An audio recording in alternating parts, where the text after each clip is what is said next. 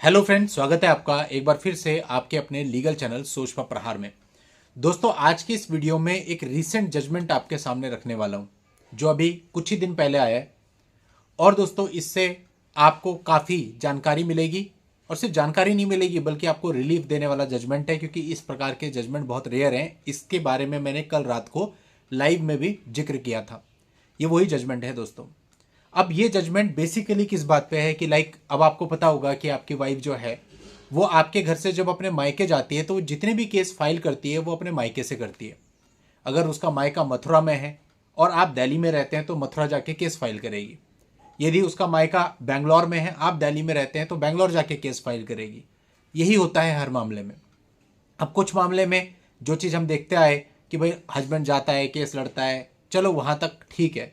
पर कुछ मामले ऐसे होते हैं जहाँ पर जब हस्बैंड वहाँ जाता है या हस्बैंड के परिवार वाले जाते हैं तो उसके साथ मिसबिहेव किया जाता है या कई बार उसके साथ धक्का मुक्का किया जाता है।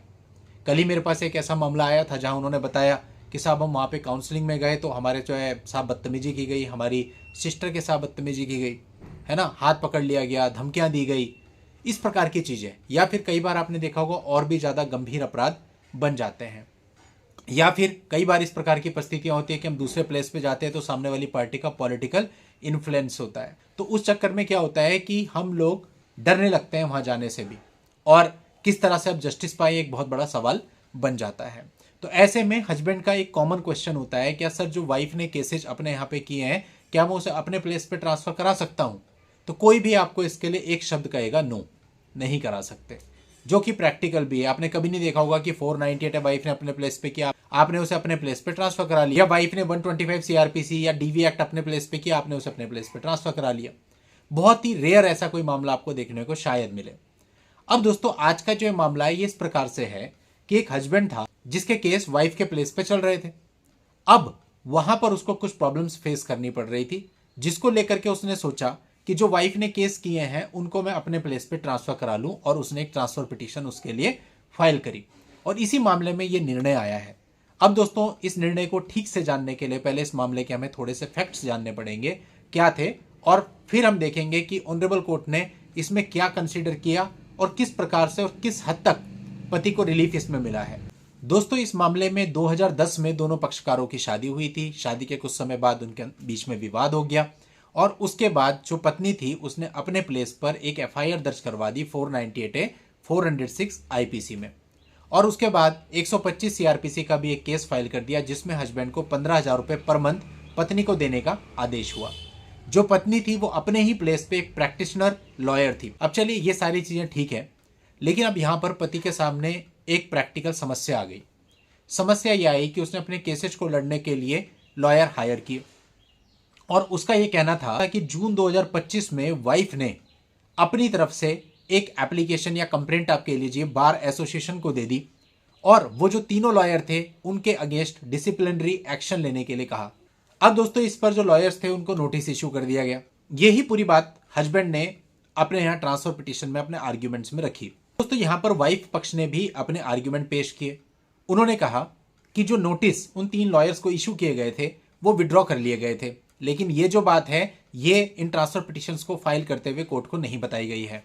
इसके अतिरिक्त उनका यह कहना था कि हस्बैंड को 15,000 रुपये प्रति माह इंट्रीम मेंटेनेंस देने का ऑर्डर हुआ था, लेकिन चूंकि इन केसेज में इंट्रीम रिलीफ के रूप में स्टे मिल गया था तो तब से उसको वो पैसा भी नहीं मिल रहा है और उसका एरियर हो चुका है। ऐसे में जो ये हस्बैंड की पिटीशन है इसको रिजेक्ट कर दिया जाना चाहिए।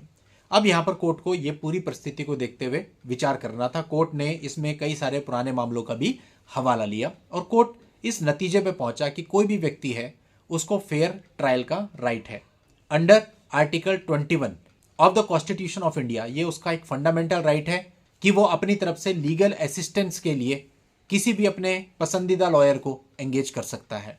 लेकिन इस मामले में उसका ये जो राइट है ये कॉम्प्रोमाइज्ड हो गया।